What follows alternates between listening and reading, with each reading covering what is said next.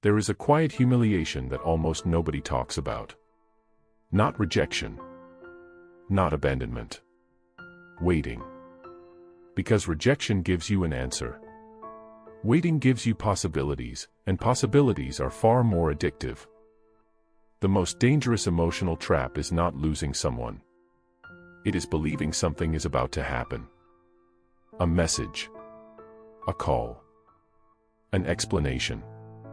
An apology. Something that keeps the emotional door open just a little longer. So you wait.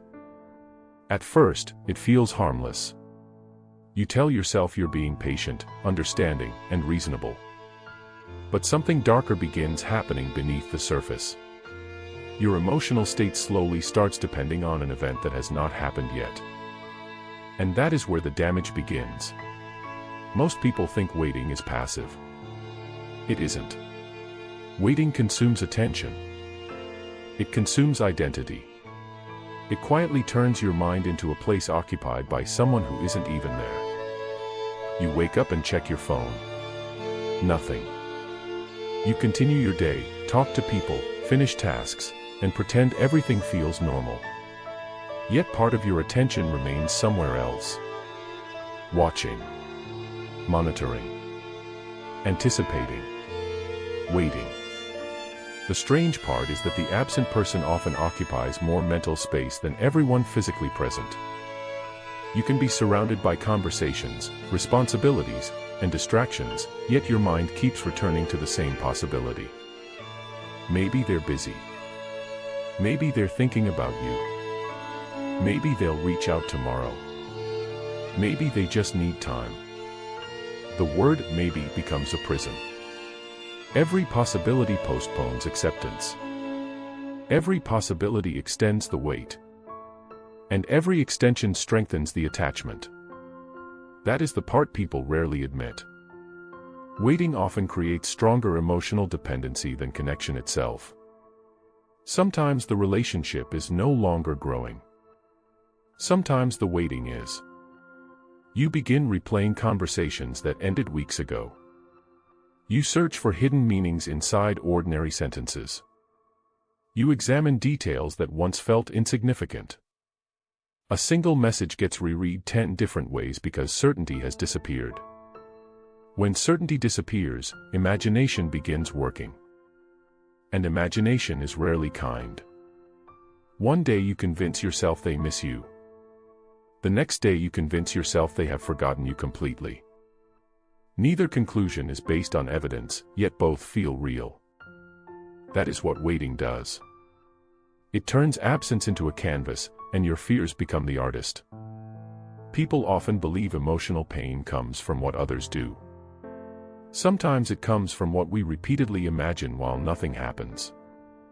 You start checking your phone more often. Not because you're expecting something. Because you're afraid of missing something. A notification appears. Your heart reacts.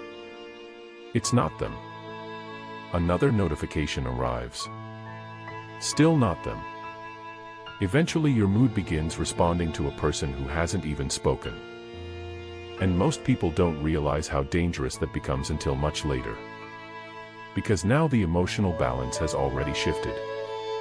The person waiting adapts. The person waiting hopes. The person waiting watches.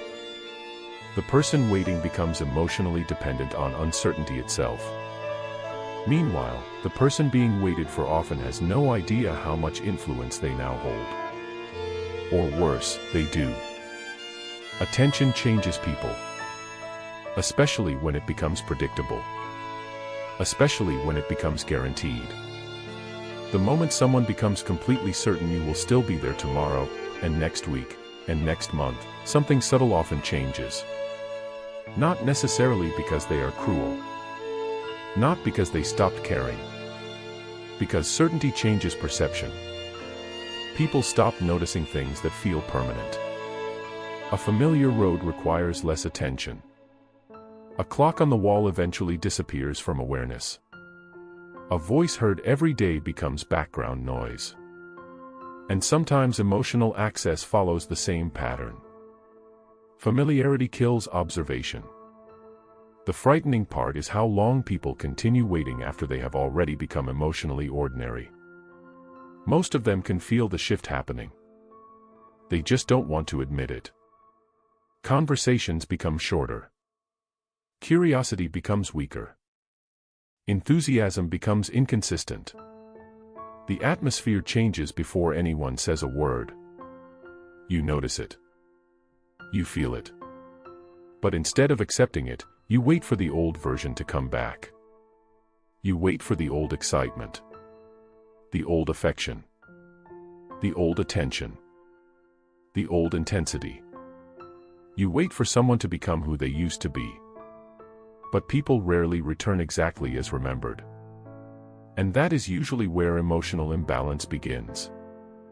You start trying harder. You initiate more conversations. You carry more of the emotional weight. You explain yourself more carefully. You become increasingly responsible for maintaining a connection that once sustained itself naturally. The effort increases. The impact decreases. And that contradiction slowly breaks something inside people. Because emotional value often behaves differently than expected. The more desperately attention is pursued, the less meaningful it sometimes becomes. That is when another transformation begins. You stop being yourself. Not all at once. Slowly. Quietly. Almost invisibly. You become more careful with your words. You become more patient with behavior that bothers you. You ask for less reassurance. You lower expectations. You convince yourself you're simply being understanding. But deep down, fear is making many of those decisions. Fear of creating distance. Fear of becoming difficult. Fear of losing whatever remains. And fear changes people. You start accepting things that once would have disappointed you. A delayed reply suddenly feels meaningful. A brief conversation feels special. Basic attention feels valuable. That is the moment many people unknowingly betray themselves. The frightening part is how normal it feels. Nobody wakes up one morning realizing they lowered their standards. It happens gradually. One compromise at a time. One excuse at a time. One wait at a time. Until one day you notice something uncomfortable. You feel relieved over things that once happened naturally.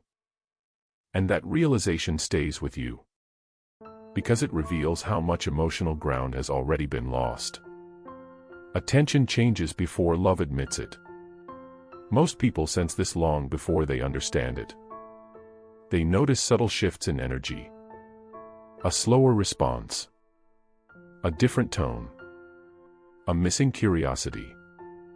A disappearing enthusiasm. Tiny emotional fractures. The kind nobody discusses directly. The kind people simply feel. You notice they laugh harder with someone else. You notice they sound more emotionally alive around strangers. You notice excitement appearing in places where it used to appear with you. Nothing dramatic happened. No betrayal. No confrontation. Just comparison. And comparison creates one terrifying question. If they can still be excited, why not with me? That question follows people everywhere. Into quiet evenings. Into sleepless nights. Into ordinary moments that suddenly feel heavier than they should. Eventually the waiting becomes less about receiving attention. It becomes about preserving significance. You are no longer waiting for a message. You are waiting for proof. Proof that you still matter. Proof that you are still desired. Proof that your absence would still be noticed. Because beneath every prolonged wait exists the same fear. The fear of becoming replaceable. The fear of becoming ordinary. The fear of discovering that your emotional impact has faded. Most people never say those fears out loud. But they feel them. Every single day. The hardest moments are rarely dramatic. They are painfully ordinary. Looking at an old conversation and realizing how different the energy used to feel. Watching someone scroll while you're talking. Hearing "I'm tired" where emotional intimacy once existed. Sending a message and immediately wondering whether you sounded too eager. Pretending not to care while secretly hoping they respond. Checking your phone before sleeping. Checking again after waking up. Small moments. Small humiliations. Small wounds. Repeated hundreds of times. Until waiting becomes a lifestyle. Then something even darker happens. You stop waiting for them. You start waiting for yourself. Waiting to stop caring. Waiting to stop checking. Waiting to stop wondering. Waiting to stop hoping. But hope is stubborn. Especially when uncertainty remains. Because certainty allows grief. Uncertainty prolongs attachment. As long as possibility exists, the emotional door never fully closes. Part of you remains standing there. Looking inside. Waiting. Years can disappear that way. Not through heartbreak. Through anticipation. Not through loss. Through possibility. Not through endings. Through delays. The tragedy of waiting is that it disguises itself as loyalty. It disguises itself as patience. It disguises itself as understanding. But often it is fear. Fear of accepting what the silence already revealed. Fear of accepting that effort cannot manufacture importance.